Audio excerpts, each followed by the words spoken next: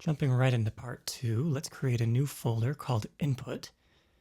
And in here, we will create new input actions, which we can call Tetris controls. Click on this and make sure it says generate C# class. Just make sure that box is ticked. If not, go ahead and tick it and hit apply.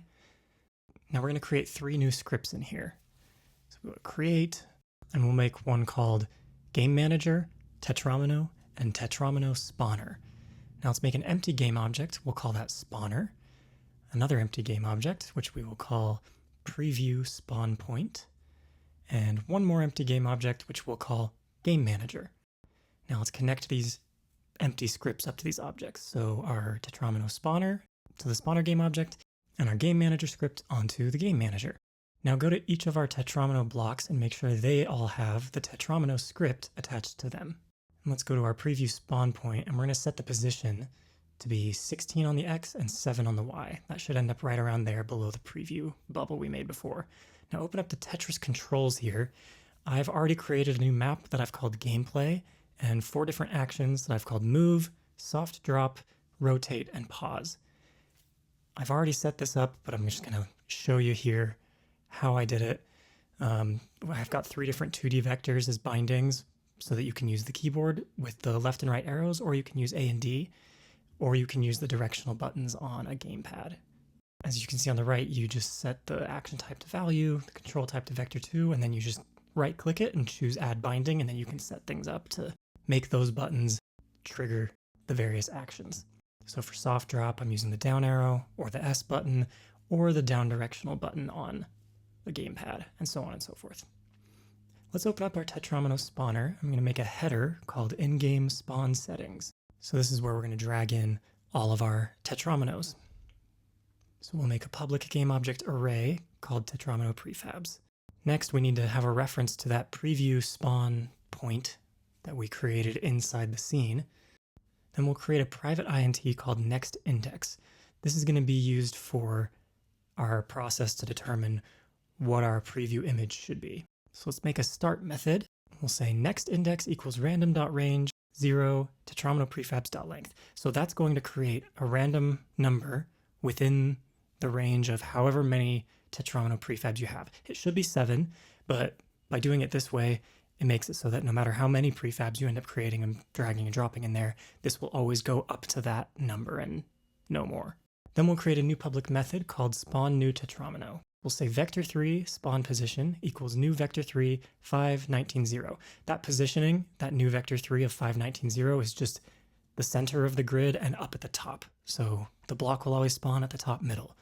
Then we'll say game object go equals instantiate Tetramino prefabs next index. So whatever the next index we've decided, we're going to spawn that block. We're going to spawn it at the spawn position, and quaternion.identity just means don't give it any special rotation, just show up the way the prefab is set up. Then we'll say variable tet for Tetramino equals gameObject.getComponent Tetramino. So we're going to access the Tetramino script on the Tetramino that we've spawned. Then tet.fallTime equals GameManager.instance.currentFallTime. And we haven't actually set up the game manager yet, so you're going to get red squigglies for this stuff. That's okay. We're going to set that up later. Then we'll say next index equals random.range, again, 0 Tetramino prefabs.length. And then we'll update the preview. Now let's make that method. Private void update preview. If current preview does not equal null, so there's already a current preview up there, let's destroy that. Destroy current preview. Now we're going to instantiate it. Current preview equals instantiate Tetramino prefabs next index, preview spawn point.position, quaternion.identity, just like before. We'll say variable tscript equals current preview.getComponent Tetramino. If tscript does not equal null, tscript.enabled equals false. So if we're spawning a preview version of a block, we're going to turn off its behavior script. Now let's make another public void that will handle clearing our preview. If current preview does not equal null, destroy the preview. And there we go. That gives us something we can call from other scripts. Now let's go back over to our Tetris grid script. There's some things we need to add here. We're going to give it a singleton setup. So we need to say public static Tetris grid instance get private set. And then you need this in the awake method. If instance does not equal null and instance doesn't equal this, destroy the game object. Then say instance equals this. Basically, if there's already an instance of the Tetris grid in the scene, we're going to destroy that and make this one the main instance. Now we need to go public list int get full rows. Variable rows equals new list int. Then we're going to do another for loop. For int y equals 0, y is less than height, y plus plus. If is row full, y, which is a method we haven't created yet, rows.add y, return rows. So this is a method we're going to need in order to handle our logic for clearing rows. So we're going to make another public bool here called isRowFull, which is the one we were referencing above. int y is what we'll pass in as an argument. And then we'll do another for loop. For int x equals 0, x less than width, x plus plus. If grid xy equals null, so if our grid is null, return it as false. Otherwise, return true. So pretty straightforward there, right? We're just trying to determine, is the row that we're talking about filled? Now I'll create a public void called clearRow, where we will also pass in the y int. For int x equals 0, x less than width, x plus plus. Lots of for loops in this, folks. Destroy grid xy dot game object. Grid xy equals null. So we are clearing out that row once we've determined it's full.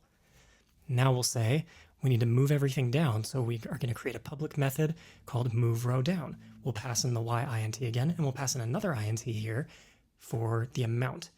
So we're going to say for int x equals 0, x less than width, x plus plus. You're going to really have that memorized by the end of this. Transform t equals grid xy. If t does not equal null, then grid xy equals null. We set it to null. Grid xy minus amount equals t. Then t dot position plus equals vector3 dot down times amount.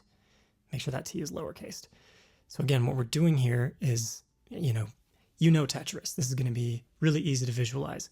We're taking the entire grid that's above the row we've just cleared and shifting it all down. So we'll make another public int called clear full lines. We'll say int cleared equals 0. Just initialize it that way. Then we'll do another for loop, this time with y and height. int y equals 0, y less than height, y plus plus. If is row full, y, then clear row, y, cleared plus plus. Else, if cleared is greater than 0, we're going to move row down, y, cleared. Then we'll say return cleared. So just to explain that really quickly, again, what we're doing here is easy to visualize because we are all familiar with Tetris. But you're doing this for loop, so each time we go through the loop, we're finding out, hey, is this row full? If it is, clear it, and then add to the number of cleared rows we've done this time through our clear full lines method, right? So we're starting at 0. We're assuming that no lines have been cleared. And then we say, hey, this bottom line, it's getting cleared. Maybe the second one is too, right? So it'll go through, say, is the row full? The first time will be a yes.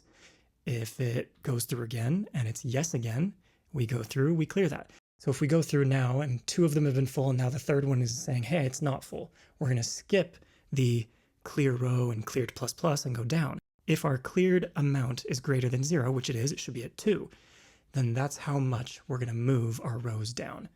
So there you go. Now let's go to our game manager and set up all that stuff. First, we're going to make it a singleton, so public static game manager instance get private set. Now I'm not going to explain every single line of code here. This script gets a little long, so I'm going to kind of zip through it. I'm going to show you every line as they're created, but I'm not going to talk you through every single one. A lot of these are just references that we will need to access for all of our other components. It should be pretty self-explanatory if you've gotten to this point, what everything is. But if anyone has a specific question about what you've seen here that you don't understand, leave a comment and I'd be happy to explain it or make a further video if there's something specific you need a more in-depth explanation or analysis of.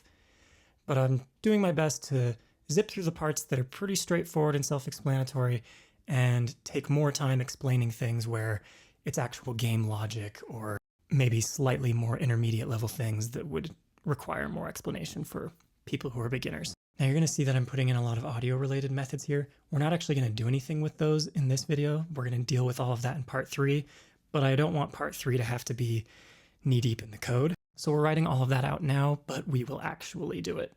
for real in the next video. So if you finish following along with all of this code and you get to the end and you hit play and your game is running and you notice a bunch of errors, the errors should all have to do with audio stuff, which for now we can just ignore them. If you want to not have the errors, you can add in a lot of checks to all of these things, like if our music player does not equal null, then play this audio. It doesn't really matter. The game will still run.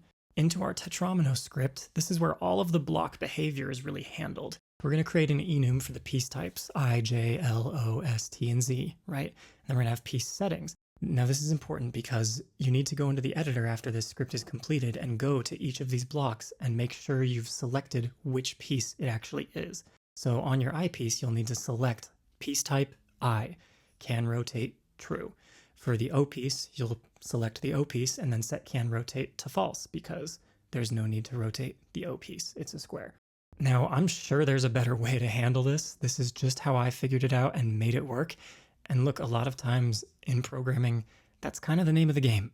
Leave it to the theorists and the academics to figure out how to do things exactly perfectly and in the best, most efficient way possible. Our job is to make sure a thing works and that it's fun. That's the primary objective.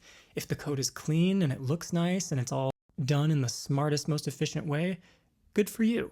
But that is not the priority in game development. The priority is making sure that something works and that it feels the way it should and that it's enjoyable. So what I'm doing with all these vector2 ints that you're seeing is I'm creating what's called kicks.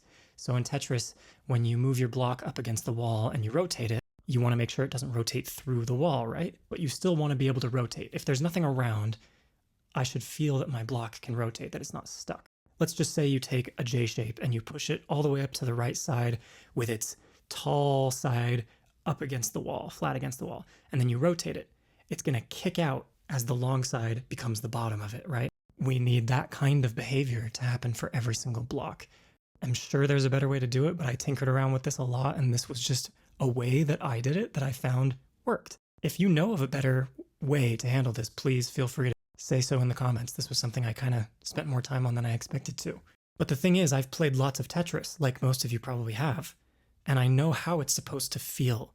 And so I wasn't satisfied with it until I got it to feel the way that I expected.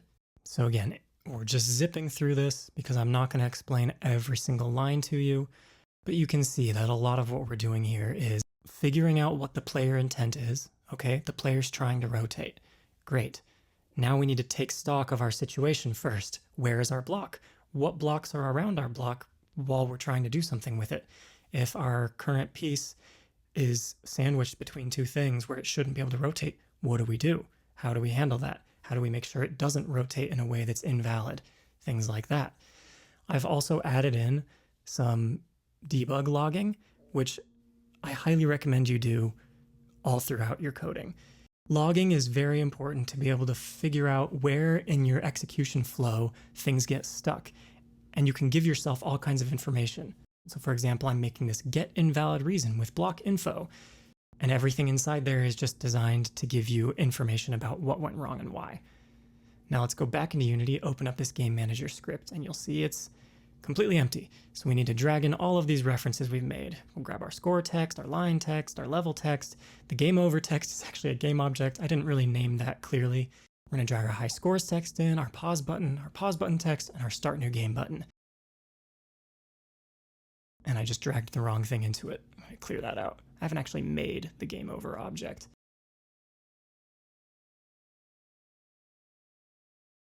Then we'll drag the spawner in, and the rest of these are the audio things that we will get to next time.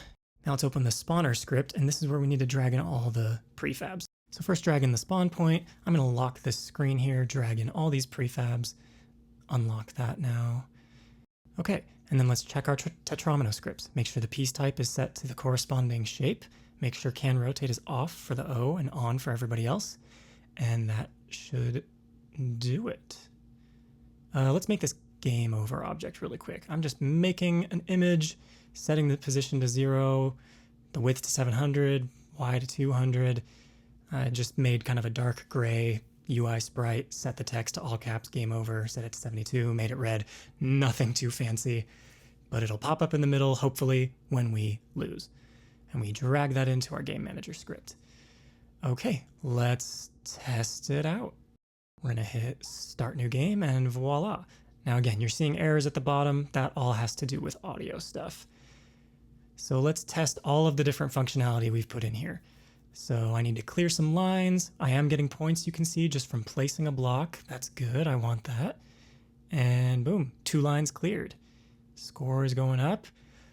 Let's fast forward here and get to where we level up to. And look, we got a full clear right there. All right, zipping ahead to see level 2. Yep, it's bounced up. We've changed to level 2. We've cleared 12 lines. It's going horribly. And then let's see a game over. We're gonna zip around here and oh no, we're running out of space and boom, game over, we lost. So there you go. There's all the functionality to have a completely working version of Tetris. All that's left is in part 3, we're gonna go over how I created sound effects and music for this. It's a completely free and very intuitive tool that I recommend to anybody making something kind of retro. So stay tuned for that next time.